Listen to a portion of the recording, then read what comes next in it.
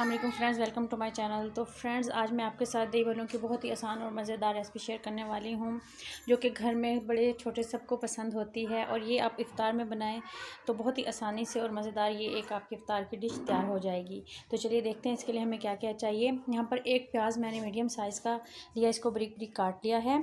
1 चम्मच यहाँ पर मेरे पास भल्ला मसाला है। पुदीना थोड़ा सा है, इसके पत्तों को मैंने काट लिया है। 1 आलू नमक डाल के मैंने उबाल लिया है। 1 कटोरी फेंटा हुआ दही है। पकौड़ियों और भल्लों को मैंने आधा घंटा गर्म पानी में भिगो के रखा था और पानी निकाल कर अब उसको बाउल में डाल लिया। तो चलिए शुरू करते हैं। पकौड़ियाँ बनाने के लिए सबसे पहले पकौड़ियों और भल्लों को हम गर्म पानी में आधे घंटे के लिए भिगो के रख लेंगे। अब इसमें गर्म पानी डाल देते हैं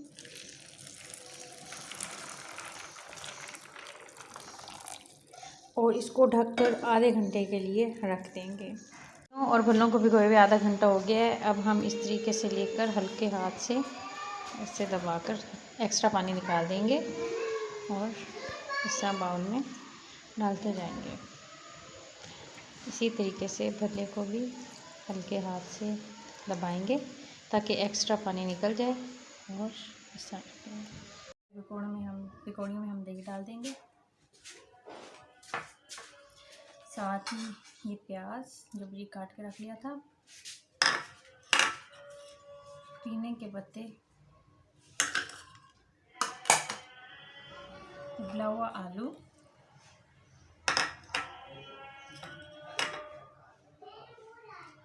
दही भल्ले का मसाला, ये 1 चम्मच था। और अब हम इन चीज़ों को मिक्स कर लेंगे। इनको मिक्स कर लेते हैं।